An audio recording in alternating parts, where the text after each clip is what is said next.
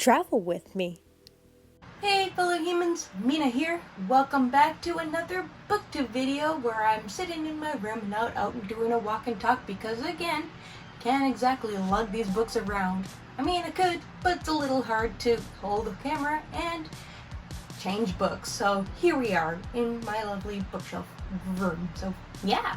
Side note, if you like this Love is Love shirt, sometimes people fall in love with people, not genders. A quote from my novel. You can, pick yourself up one in my merch store, which is linked below.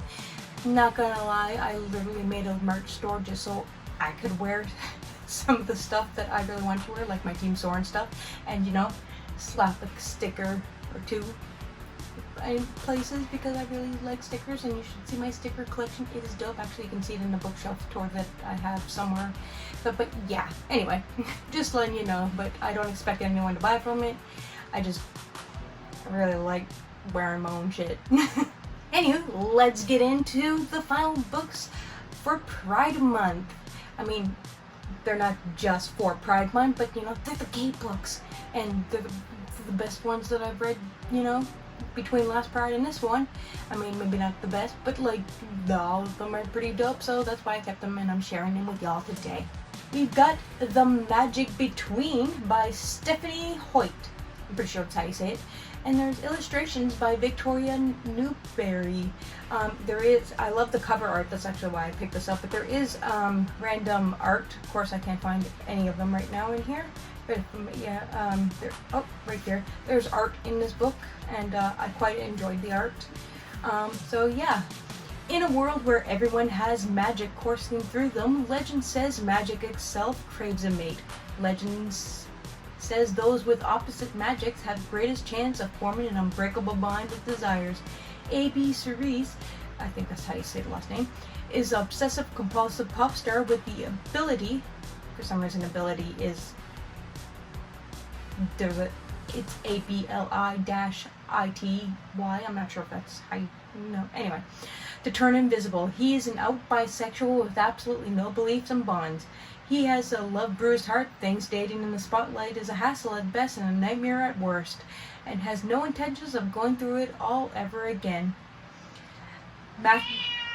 Excuse me. Hi.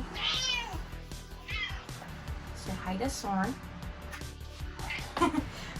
Matthew Hellman Lavoie is the NHL's #1 goalie prospect with the youngest hockey dynasty, all far from Soren, and one of the rare few who can see the unseeable. He's a straight man who wears his heart on his sleeve and has grown up searching for a bond and dreams of finding the love of his life.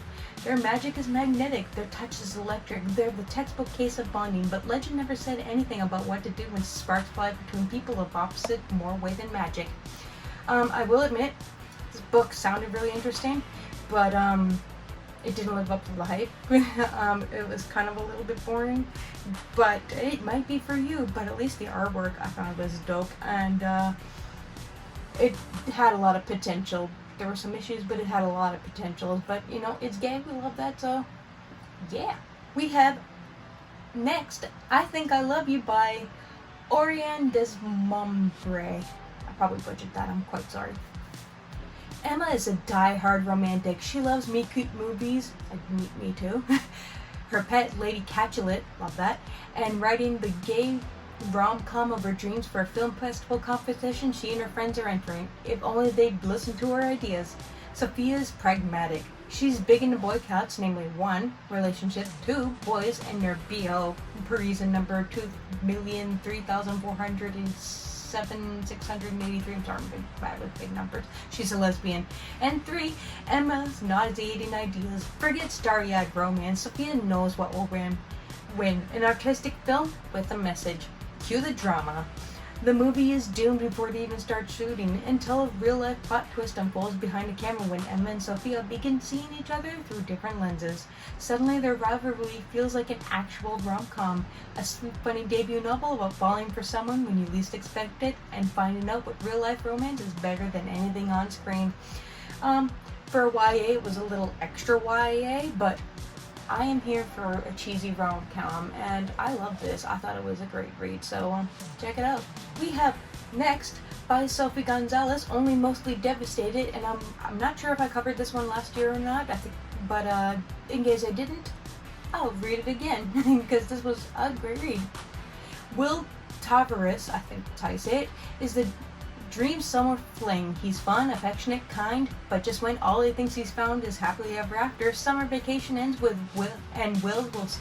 Will stops texting Ollie back. To complicate the fairy tale further, a family emergency sees Ollie uprooted and enrolled at a new school across the country, which he minds a little less when he realizes it's the same school Will goes to. Ollie soon learns that that the sweet, comfortable queer guy he knew from summer isn't the same one attending Collinswood High. This Will is a class clown, closeted, and to be honest, a bit of a jerk. Ollie has no intentions of pining after a guy who clearly isn't ready for a relationship, especially since the new bro-y jog version of Will seems to go from hot and cold to every other week. But then Will starts coincidentally popping up in every area of Ollie's life, from music to class to lunch to the lunch table, and all he finds is a resolve weakening. The last time he gave Will his heart, he handed it back to him trampled and battered. Ollie would have to be a fool to trust him with it again, right? Right. Next up is Boyfriend Material by Alexis Hall, and I just finished this one like 2 days ago. Wanted, one fake boyfriend, practically perfect in every way. Luke O'Donnell is tangentially and reluctantly famous. His rockstar parents split when he was young, and the father he's never met spent the next 20 years cruising in and out of rehab. Now that his dad's making a comeback, Luke's back in the public eye, and one compromising photo is enough to ruin everything.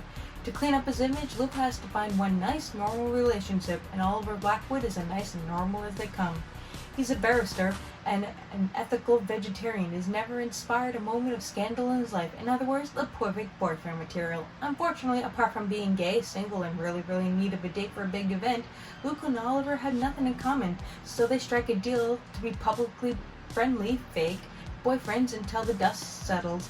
Then they can go on their separate ways and pretend it never happened.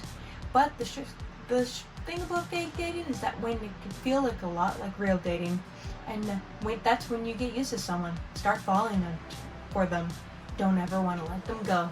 This was a very adorable read, except for the main characters were literal idiots. Absolutely idiot. Like, how did they even function in life? I can't even give an example. They were just absolutely idiots.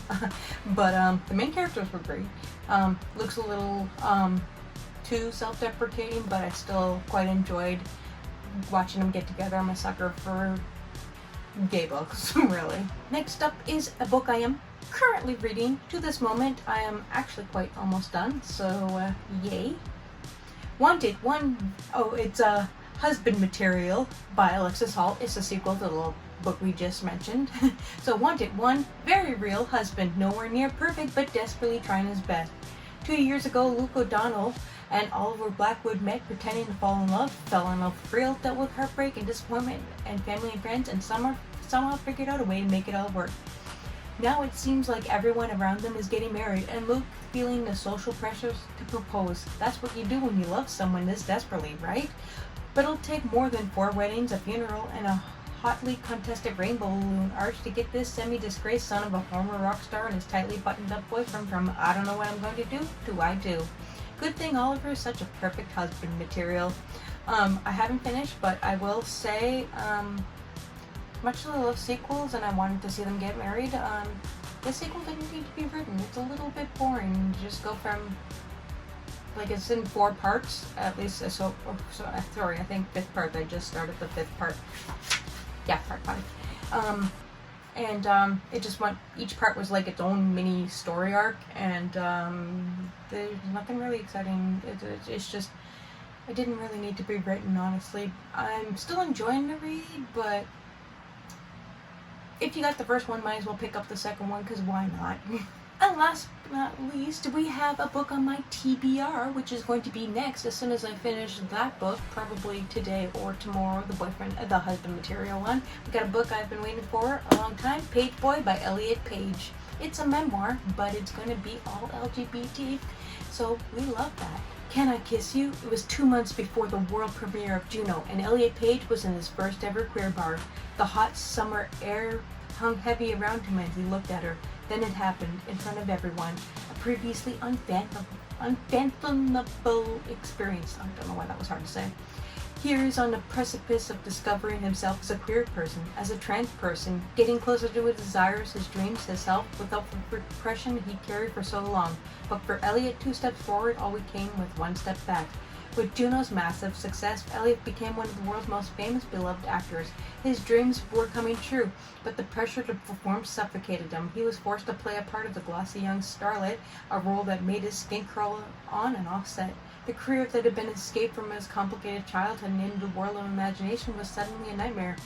As he navigated criticism and abuse from some of the most powerful people in Hollywood, a past that snapped his heel, and a society dead set on forcing him into a binary, Elliot often stayed silent, unsure what to do until enough was enough. Full behind-the-scenes detail and intimate interrogation on sex, love, trauma, and Hollywood, Pageboy is a story of a life pushed to the brink.